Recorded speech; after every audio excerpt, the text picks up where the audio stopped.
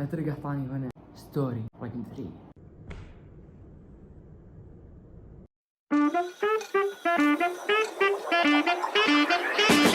السلام عليكم ورحمة الله وبركاته، معكم بدر قحطاني. كيف حالكم يا جماعة الخير؟ عساكم بخير يا رب. قصة اليوم مختلفة، مرعبة مشوقة غريبة، لذلك جهزوا المفرحات والسماعات. ما بطول عليكم مقدمة، لا تنسوا تضغطون زر اللايك، اشتراك اذا جرس التنبيهات، خلونا نوصل الفيديو وشاركوا على اللايك صوتكم. تابعونا في السوشيال ميديا، طلعت على الشاشة او في الديسكربشن في الوصف تحت، حيث ما تشوفون جميعا. ويلا نبدأ قصة اليوم.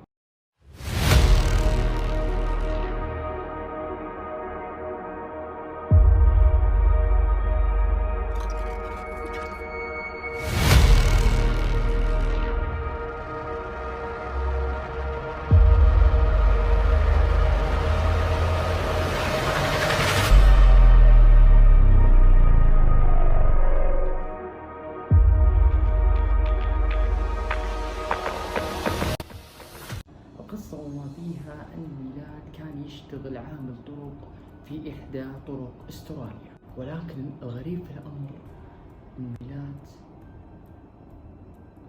لقى وظيفة أفضل من إنه يكون عامل طرق. ليش؟ عشان بس يقتل الناس. يعني أنا لما أشتغل كذا، ميلاد يقول أنا لما أشتغل عامل طرق أنا ما بقتل الناس بسهولة، لكن لا في طريقة كذا، وظيفة جميلة تساعدني عشان أقتل الناس بسهولة. هو كذا يبغى يقتل. ميلاد كذا في راسه، حاط في راسه يبي يقتل. هنا قرر ميلاد في هذه اللحظة إنه يشتغل سواق. إيش يا بدر؟ نعم سواق يا جماعة، عشان يسهل له يقتل الناس وياخذهم للمكان المناسب عشان يتعامل معهم بالشكل الصحيح وياخذ راحته وهو قاعد يقتلهم. أول ما باشر ميلاد على وظيفة السائق في طرق أستراليا، طبعا المكان اللي كان فيه هو سائق كان مكان نوعا ما سياحي، فجو 3 ألمانيين في نفس اليوم اللي باشر فيه كسائق. جو هذول السياح 3 ألمانيين وركبوا في سيارة ميلاد ووصلهم، لكن لاحظوا أن المكان وهم في الطريق يعني نوعا ما غريب. قالوا لهم ايش السالفة، الطريق مو بصحيح؟ قال لا أنا أعرف طريق مختصر. قال لا أنا أعرف طريق مختصر، أنا أسترالي يعني لا تخافوا، أنتم ألمانيين، أنتم سياح. يعني زيهم زي أي سائح ما يدري ايش السالفة. أوكي. فوصل الغابة هذه، ووصل ميلاد إلى غابة تسمى بيلانغولو في أستراليا، وهذه الغابة حرفيا يا جماعة يمكن ما فيها ولا بشري. عشان كذا ميلاد فكر إنه يقتلهم هناك، عشان ما في أحد، ما في مساعدة، ما في فزع. لا أنا وياكم بس، يلا شو تقدرون تسوون؟ كيف تمنعوني؟ قولوا لي. نزلهم، فهم نزلوا الألمانيين، طلع سلاحه بشوي شوي وهم يمشون، خلاص هم قالوا انه بيروح. فطلع سلاحه الاول، بوم، الثاني بوم، الثالث بوم.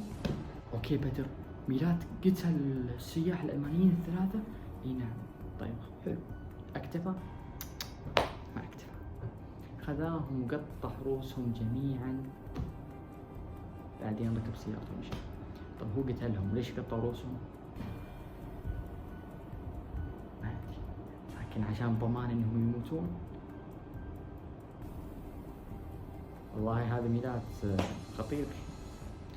طيب جت الشرطة حاولوا يحققون في الموضوع، لكن ميلاد شخص ذكي، يعني حرفيا المسدس خذ مع المسدس وشال جميع البصمات حقت رجله، وأخذ مع السلاح ورماه في أحد البحار في أستراليا، وكذا نجا من الموضوع بكل سهولة. اكتفى ميلاد؟ لا ما اكتفى.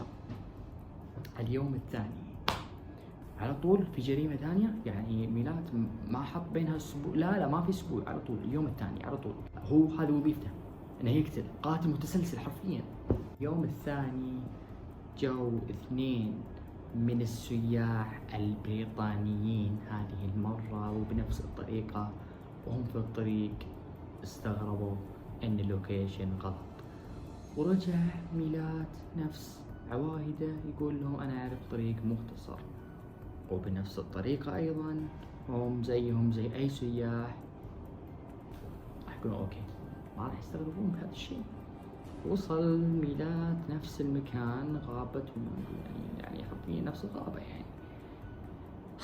يا ميلاد ما تغير حتى يعني اللوكيشن، يعني أنت تبي يعني يمسكونك يعني غير شوي طيب. فوصل ميلاد إلى هذه الغابة، ولما نزلوا البريطانيين نزل ولكن غير طريقة القتل، مو بسلاح، هالمرة طلع سكين وطاح عنهم وماتوا هذول البريطانيين. اكتفى لا نفس الطريقة، لازم مو خلاص كذا، لا لازم اقطع رؤوسكم، هذا نظام البنات. فقطع رؤوس البريطانيين واكيد ماتوا خلاص، انهى حياتهم باختصار، انهى حياتهم تم خلاص. فجأة صار شيء غير متوقع ابدا، طاحت السكينة من ميلاد، قاعد يدورها قاعد يدورها ما حصلها. يا الله أكبر، بصمات فيها. قاعد ميلاد ساعة كاملة يدورها ما حصلها. استسلم ميلاد وقرر هنا إنه يطلع برا الحدود الأسترالية. جت الشرطة إلى نفس المكان، ومن سوء حظ ميلاد بعد التحقيق والتفتيش في الغابة ومكان القتل حصلوا السكينة ولقوا فيها بصمة ميلاد. طالبوا الشرطة بالبحث عنه ومسكوه في